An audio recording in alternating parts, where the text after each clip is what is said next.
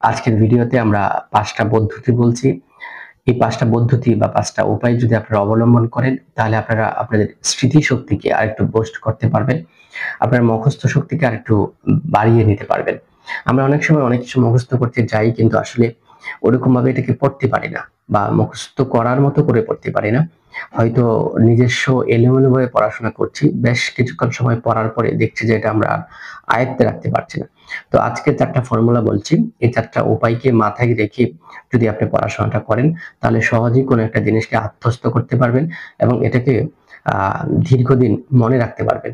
তো এই ৪টা উপায়ের প্রথম যে উপায়টা, সেটা হচ্ছে পড়ার আগেই পড়ার উদ্দেশ্যটা ঠিক করে নিতে হবে বা নিয়তটা ঠিক করে নিতে হবে।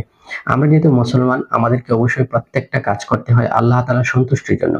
আপনি একটা আউট বই পড়ছেন জ্ঞান অর্জন করার জন্য। তখন আপনি বিষয়টা এভাবেই করেন যে আসলে জ্ঞান অর্জন করা এটা আমাদের ইসলামের নির্দেশ। এটা একজন মুসলমান হিসাবে আমার দায়িত্ব এবং কর্তব্য, এবং যে বিষয়টা সম্পর্কে জ্ঞান অর্জন করছেন ওই বিষয়টা সম্পর্কে আপনার আসলে কি ধরনের প্রয়োজনীয়তা। যেমন আপনি ডাক্তারি পড়াশোনা করছেন, সুতরাং আপনি যেহেতু ডাক্তার, এই বিষয়ে সুতরাং ডাক্তারি সম্পর্কে বা ঔষধ সম্পর্কিত বা ও বা রোগ সম্পর্কিত আপনাকে দক্ষতা অর্জন করতে হবে। সুতরাং এই সম্পর্কে আপনাকে পড়াশোনা করা উচিত, না হয় আপনি পিছিয়ে পড়বেন। আপনি ধর্মীয় বক্তা, সুতরাং ধর্মীয় বিষয়গুলো সম্পর্কে আপনার সঠিক জ্ঞান না থাকলে আপনি মানুষকে সঠিক জ্ঞানটা বিতরণ করতে পারবেন না। সুতরাং আপনাকে অবশ্যই এই পড়াটা পড়তে হবে। মোট কথা, পড়ার আগে আপনাকে মন থেকে পড়তে হবে, দিল থেকে পড়তে হবে। বিষয়টা এমন না যে কারো চাপে আপনারা পড়ছেন। বিশেষ করে আমরা যারা স্টুডেন্ট থাকি, অনেক সময় আমরা আমাদের শিক্ষকদের চাপে পড়াশোনা করি। এই চাপে পড়াশোনা করা যাবে না। আমাকে পড়াশোনার গুরুত্বটা বুঝতে হবে এবং এই পড়াশোনাটা যে আসলেই আমার পড়া উচিত সেই বিষয়টা অনুধাবন করতে হবে, এবং পড়াশোনার আগে নিয়তটা ঠিক করতে হবে যে এটা আমি আমার উপকারের জন্য পড়ছি, আমার ফায়দার জন্য পড়ছি, আল্লাহ তাআলার সন্তুষ্টির জন্য পড়ছি। এবং আমরা যারা স্টুডেন্ট না, আমাদেরকেও যখন কোনো বিষয় সম্পর্কে জ্ঞান অর্জন করতে হয়, সুতরাং আমরা যদি বিষয়টা পড়ার আগে নিজেকে একটু মাইন্ড সেটআপটা ঠিক করে নেই যে আসলে এই বিষয়টা আমার পড়া উচিত, সুতরাং এখানে আমরা মনোযোগ বাড়িয়ে জিনিসটাকে আমার পড়তে হবে, তাহলে এই নিয়তটা ঠিক করে যদি আমরা পড়াশোনাটা শুরু করি, তাহলে স্বাভাবিকভাবেই পড়াশোনা শুরু করা থেকে পড়াশোনা শুরু করার আগে যদি ১ মিনিট ৩০ সেকেন্ড আপনি এই বিষয়টা নিয়ে আমি যেভাবে বললাম এভাবে একটু ভেবে তারপরে পড়া শুরু করেন, তাহলে স্বাভাবিকভাবে ওই পড়াটার মধ্যে আপনার মনোযোগ বৃদ্ধি পাবে এবং পরবর্তীতে দ্রুত মুখস্থ হওয়া এবং স্মৃতিশক্তিটাকে ধরে রাখতে সহায়তা করবে। ২ নম্বর যে কাজটা, আপনার স্মৃতিশক্তিকে বুস্ট করার জন্য বা মনে রাখার ক্ষমতাকে বৃদ্ধি করার জন্য এই কাজটা আপনাকে অবশ্যই করতে হবে। সেটা হচ্ছে আল্লাহ পাক রব্বুল আলামিনের কাছে আপনার মেধা শক্তিকে বৃদ্ধির জন্য দোয়া করতে হবে। বিশেষ করে তাহাজ্জুদের নামাজে আল্লাহ তাআলার কাছে এই বিষয়টা উপস্থাপন করতে হবে। আপনি পড়াশোনা শুরু করার আ আপনি শুধু পড়াশোনা না, প্রত্যেকটা বিষয়েই এই কাজটা অত্যন্ত জরুরি। আপনি এই কাজটা যেকোনো কাজের ব্যাপারে বারাকা পাওয়ার জন্য, যেকোনো কাজের ব্যাপারে আপনার সফলতা পাওয়ার জন্য অবশ্যই আল্লাহ তাআলার কাছে প্রার্থনা করতে হবে। এজন্য যারা আমরা স্টুডেন্ট আছি, যারা পড়াশোনার সাথে সম্পৃক্ত, এজন্য আমাদের সবার উচিত তাহাজ্জুদের টাইমে ঘুম থেকে উঠে যাওয়া, ফজরের আগেই ঘুম থেকে উঠে যাওয়া এবং আল্লাহ তাআলার কাছে এই পড়াশোনার ব্যাপারে সাহায্য চাওয়া, তৌফিক চাওয়া এবং তখন থেকেই পড়াশোনাটা শুরু করে দেওয়া।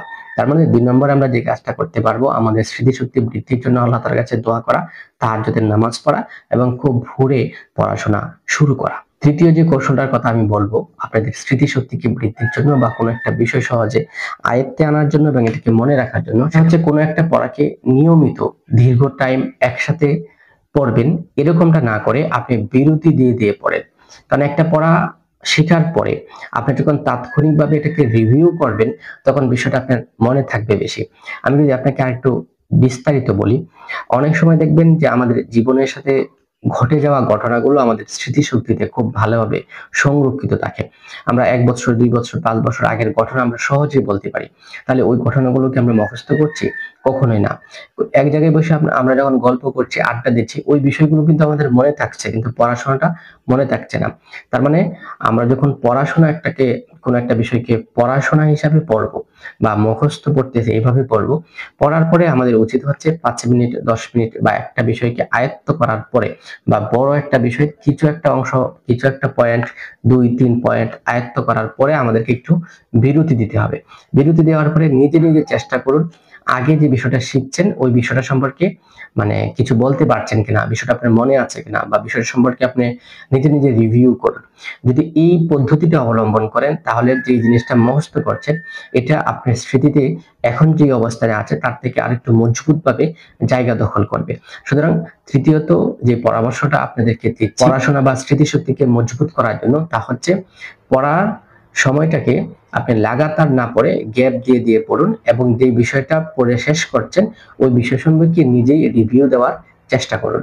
চতুর্থত যে পরামর্শটা আপনাদেরকে দিচ্ছি সেটা হচ্ছে যে পড়ার সাথে সাথে আপনাকে লিখতে হবে।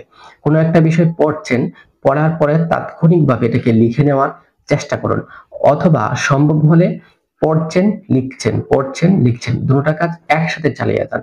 যেমন কথা কথা আমি কমিউনিকেশন শব্দটা শিখছেন, তো কমিউনিকেশন শব্দটা মুখ দিয়ে যেরকম ভাবে পড়ছেন আপনি হাতে একটা কলম নেন এবং খাতায় এই কমিউনিকেশন শব্দটা লিখতে থাকেন, তার সাথে সাথে আপনাকে বানানটাও আয়ত্ত হয়ে যাবে এবং বিষয়টা যখন আপনি পড়ছেন আর লিখছেন তখন তৃতীয় বা অতিরিক্ত কোনো কাজের দিকে আপনার মনোযোগটা ধাবিত হবে না। আপনি একদিকে পড়ছেন আবার লিখছেন, এই দুটা কাজ যখন একসাথে করছেন তখন আপনার মনোযোগটা একেবারেই এই কাজটার প্রতি নিবদ্ধ, বা অন্যদিকে আপনার মনোযোগটা ডাইভার্ট হবে না।